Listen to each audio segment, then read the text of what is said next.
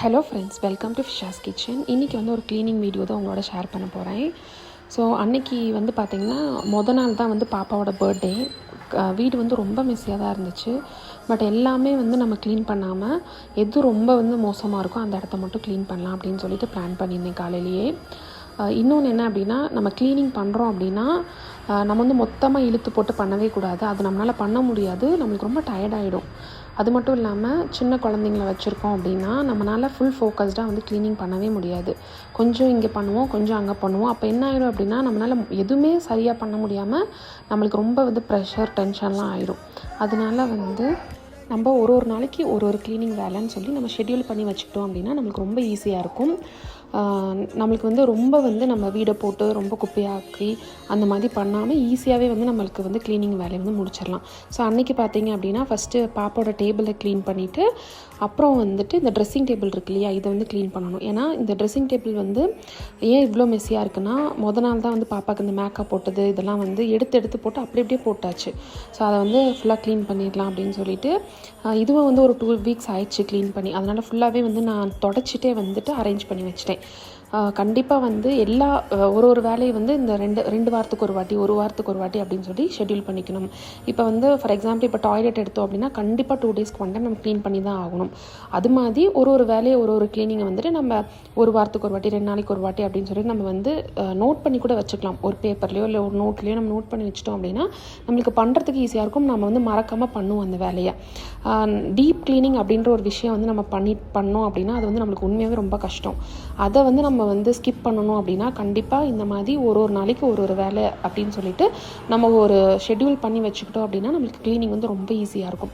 நான் வந்து பார்த்தீங்க அப்படின்னா தம்பி பிறந்ததுலேருந்தே வந்துட்டு நான் இந்த மாதிரி தான் ரொம்ப எல்லாத்தையும் இழுத்து போட்டுலாம் பண்ணுறதில்ல. ரொம்பவே வந்துட்டு ஷெட்யூல் பண்ணி வச்சு தான் நான் பண்ணிகிட்ருக்கேன். அது வந்து எனக்கு ரொம்ப ஹெல்ப்ஃபுல்லாக இருக்குங்க, ரொம்ப ஈஸியாக இருக்குது. ஸோ நீங்கள் கண்டிப்பாக முக்கியமாக குட்டி பாப்பாலாம் வச்சுருக்கவங்க வந்துட்டு இந்த மாதிரி பண்ணி பாருங்கள். உங்களுக்கு மைண்டும் ஃப்ரீயாக இருக்கும் கண்டிப்பாக. அது மட்டும் இல்லாமல் இப்போ என்றைக்காவது நீங்கள் வந்து ரொம்ப ஸ்ட்ரெஸ்ஸாக ஃபீல் பண்ணுறீங்க அப்படின்னாலும் நீங்கள் என்ன பண்ணுங்கள், ஏதாவது ஒரு க்ளீனிங் எடுத்து இழுத்து போட்டு பண்ணுங்கள். அதாவது ஏதாவது ஒரு க்ளீனிங் பண்ணுங்களேன், அந்த மைண்ட் வந்து அவ்வளோ ஸ்ட்ரெஸ் பஸ்டராக இருக்கும். நான் அதை தான் ஃபாலோ பண்ணுவேன். ஸோ நீங்கள் கண்டிப்பாக ட்ரை பண்ணி பாருங்கள். இப்போ பார்த்தீங்கன்னா ட்ரெஸ்ஸிங் டேபிள் முடிஞ்சிட்டு செப்பல் ஸ்டாண்டெல்லாம் வந்து க்ளீன் பண்ணலான்னு சொல்லிட்டு, இது வந்து என்ட்ரன்ஸுக்கு முன்னாடியே இருக்கனால குப்பையாக இருந்துச்சு அப்படின்னா ரொம்ப அசிங்கமாக இருக்கும். அதனால் என்ன பண்ணேன் அப்படின்னா ஃபுல்லாக மண்ணாகவும் இருந்துச்சு, ஃபுல்லாக எடுத்து கூட்டிகிட்டு இப்போ நான் என்ன பண்ணுறேன், எது தேவை எது தேவையில்லை அப்படின்றத வந்துட்டு நான் டீக்ளட்டர் பண்ணிவிட்டு அதெல்லாம் எடுத்து ஒரு சாக்குப்பையில் போட்டு வச்சுட்டேன். முக்கியமாக வந்துட்டு தம்பிக்கு பத்தாதது, பாப்பாவுக்கு பத்தாதது, அப்புறம் ஷூலாம் வந்து கிழிஞ்சிருக்கு இல்லையா ஹஸ்பண்டு, அதெல்லாம் எடுத்துகிட்டு தனியாக போட்டுட்டு எது தேவையோ அதெல்லாம் எடுத்து ஒரு ஷெல்ஃபில் ஃபுல்லாக ஷூஸு, அப்புறம் இன்னொன்றில் பார்த்தீங்க அப்படின்னா தம்பி செப்பல், பாப்பா செப்பல், என்னோடது, இந்த மாதிரிலாம் வந்து ஃபுல்லாக வந்து அரேஞ்ச் பண்ணி வச்சுட்டேன்.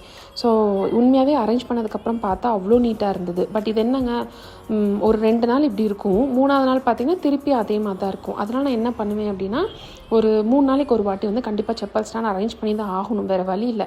எங்கள் வீடு வந்து ஒரு இங்கே கொடைக்கானலில் வந்து அப்பார்ட்மெண்ட்ஸ்லாம் கிடையாது, பட் அந்த ஸ்டைலில் இருக்கும், அதனால் வந்துட்டு நம்மளுக்கு கரெக்டாக வாசலுக்கு பக்கத்துலேயே இருக்கிறனால கொஞ்சம் மெஸ்ஸி ஆச்சு அப்படின்னா அது ரொம்ப அசிங்கமாயிரும். அதனால் அப்பப்போ ஒரு 2 நாளைக்கு 3 நாளைக்கு ஒரு வாட்டி க்ளீன் பண்ணிட்டோம் அப்படின்னா அந்த இடம் பார்க்குறதுக்கு நீட்டாக இருக்கும் இல்லையா. அதனால தான் இப்போ பார்த்திங்கன்னா ஓரளவு எல்லாமே டீக்ளட்டர் பண்ணி எடுத்துகிட்டு ஃபுல்லாமே அரேஞ்ச் பண்ணிட்டேன். ஸோ நம்ம க்ளீனிங்கை பொறுத்தளவு நம்மளுக்கு தோணுனா தான் பண்ண முடியும், இல்லை அப்படின்னா அது பண்ணவே முடியாது. ஸோ அதனால் என்ன பண்ணணும் அப்படின்னா, ஒரு இடம் குப்பையாக இருந்துச்சு அப்படின்னா நம்ம கரெக்டாக சரி பண்ணிடலாம் அப்படின்னு சொல்லிட்டு பண்ணிடணும். அதை நம்ம ஸ்கிப் பண்ணிகிட்டே இருந்தோம் அப்படின்னா அது ஸ்கிப் ஆகிட்டே தான் இருக்கும், அந்த இடம் குப்பையாக தான் இருக்கும். டக்குன்னு ஒரு இடம் குப்பையாக இருக்கா, டக்குன்னு வாங்க க்ளீன் பண்ணிடலாம் அப்படின்னு சொல்லிட்டு க்ளீன் பண்ணி முடிச்சிட்டோம் அப்படின்னா அந்த இடம் வந்து க்ளீன் ஆகிடும். இப்போ பார்த்திங்கன்னா இப்போ வந்து கூட்டி ஃபுல்லாக வந்துட்டு ஒரு லைட்டாக வந்து மாப்பும் போட்டு விட்டேன். இப்போ பார்த்திங்கன்னா இப்படி தான் அழகாக நீட்டாகிடுச்சு பார்த்திங்களா. ஸோ பார்க்கவே வந்து அவ்வளோ அழகாக இருக்குது. நெக்ஸ்ட்டு பார்த்திங்கன்னா வீட்டில் வந்துட்டு ஆக்சுவலாக பாத்திரம் விளக்குறத தாண்டி 2 சிங்க் வந்து இருக்குது. ஒன்று வந்துட்டு ப்ரஷ் பண்ணுறது, இன்னொன்று வந்துட்டு வந்து நம்ம கையெல்லாம் வாஷ் பண்ணோம் இல்லையா அதுக்காக யூஸ் பண்ணுறது.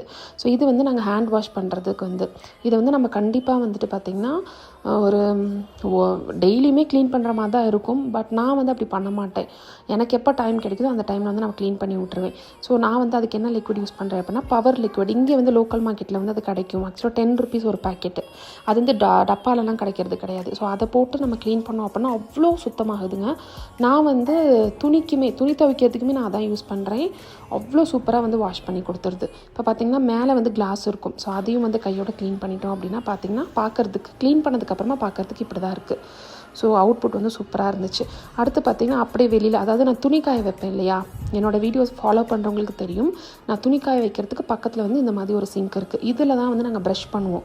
ஸோ அந்த இதில் வந்து ப்ரஷ்ஷெல்லாம் வந்து நிறையா இருந்துச்சு. ஸோ எதெல்லாம் தேவையில்லை அப்படின்றத எல்லாத்தையும் தூக்கி போட்டுட்டு இப்போ ஃபுல்லாமே க்ளீன் பண்ணி அதே லிக்விட் தான் யூஸ் பண்ணுறேன். க்ளீன் பண்ணி நம்ம வந்து ஃபுல்லாக க்ளீன் பண்ணி ஒரு செடிக்கெலாம் தண்ணி ஊற்றுவோம் இல்லையா, அதை வச்சு தான் க்ளீன் பண்ணிகிட்ருந்தேன். ஸோ இப்போ பார்த்திங்கன்னா பளிச்சுன்னு ஆயிடுச்சு. ஸோ க்ளீனிங்கை வந்து சில டிப்ஸ் கொடுத்துருக்கேன். ஸோ அதை ஃபாலோ பண்ணி நீங்கள் க்ளீன் பண்ணி பாருங்கள். கண்டிப்பாக இது நிறைய பேத்துக்கு யூஸ்ஃபுல்லாக இருக்கும், முக்கியமாக குழந்தை வச்சுருக்கவங்களுக்கு. ஸோ நீங்கள் கண்டிப்பாக ட்ரை பண்ணி பார்த்துட்டு எனக்கு கமெண்ட் பண்ணுங்கள். உங்களுக்கு இந்த வீடியோ பிடிச்சிருந்துச்சு அப்படின்னா ஃபிஷாஸ் கிச்சன் அப்படின்ற சேனலுக்கு சப்ஸ்கிரைப் பண்ணி லைக் பண்ணி ஷேர் பண்ண மறந்துடாதீங்க. இன்னொரு வீடியோவில் பார்க்கலாம். தேங்க்யூ, பாய்.